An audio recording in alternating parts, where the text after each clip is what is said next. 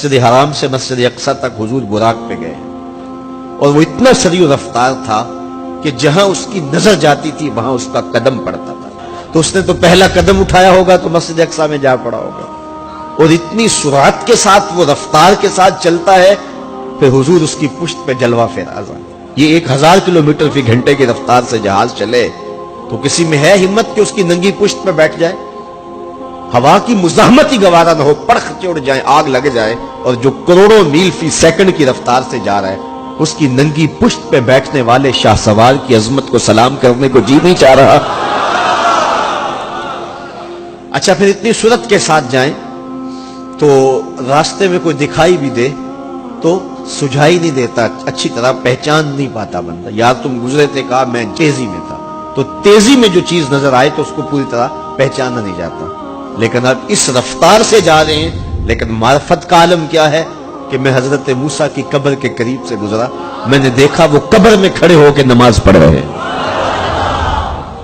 اور حضور ابھی وہاں پہنچتے ہیں مسجد اقصی میں تو حضرت موسیٰ علیہ السلام پہلے وہاں موجود تھے.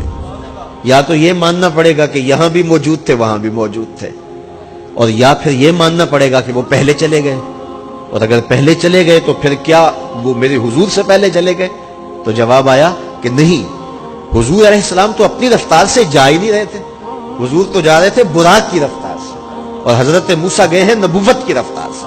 براق بہت سریع ہوگا لیکن نبوت سے سریع نہیں ہو سکتا، اس لیے حضرت موسیٰ پہلے پہنچ گئے. یہ ایک مرحلہ مکمل ہوا.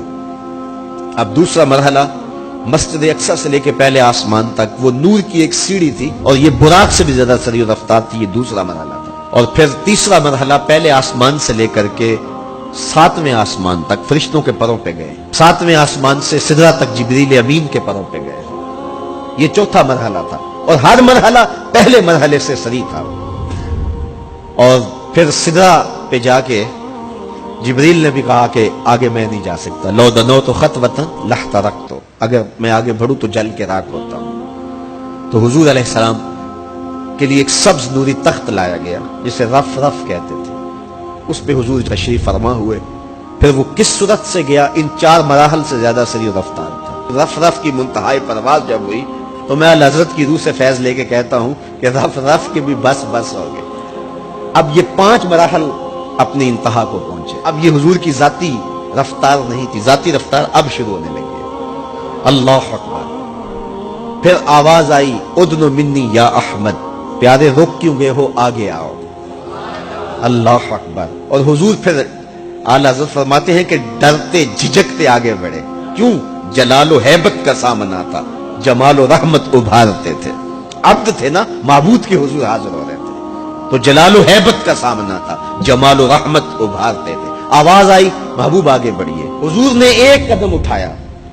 اب پھر فاصلہ کتنا طے ہوا ایک قدم میں؟ مسجد حرام سے لے کے مسجد اقصی تک براق نے جتنا فاصلہ طے کیا، مسجد اقصی سے لے کر پہلے آسمان تک نور کی سیڑھی نے جتنا فاصلہ طے کیا، اور پہلے آسمان سے 7ویں آسمان تک اور پھر وہاں سے سدرہ تک جبریل اور فرشتوں نے جو فاصلے طے کیے، پھر اس کے بعد رف رف جہاں تک گیا. ٹوٹل ان 5 مراحل میں جتنے فاصلے طے ہوئے حضور کے ایک قدم اٹھنے سے اتنے فاصلے طے ہو گئے. اب یہ رفتار تھی میرے حضور کی. پھر ہر قدم میں اتنا فاصلہ طے ہوتا جتنا پیچھے ٹوٹل قدموں سمیت فاصلہ طے ہو چکا ہوتا. اب کوئی حساب کر کے تو دکھائے. اللہ اکبر. اور پھر آواز آتی گئی بڑھ اے محمد، قریب و احمد، قریب آ سرور ممجد. نثار جاؤں وہ کیا ندا تھی، وہ کیا سما تھا، وہ کیا مزے تھے. 70,000 مرتبہ آواز آئی اور حضور کے قدم اٹھتے گئے. پھر کہاں تک پہنچے؟ کوئی حد ہے ان کے عروج کی، بالا غل اولابے. اور اس کو میرے رب نے سفر نہیں کہا یہ ابھی میرے نبی کی سیر ہے. کیا سمجھو گے میرے رسول کو؟ اس کی سیر اتنی سریع ہے کہ تمہاری عقلیں تھک گئی ہیں، اور اگر وہ سفر کرنے پہ آئے تو پھر عالم کیا ہوگا.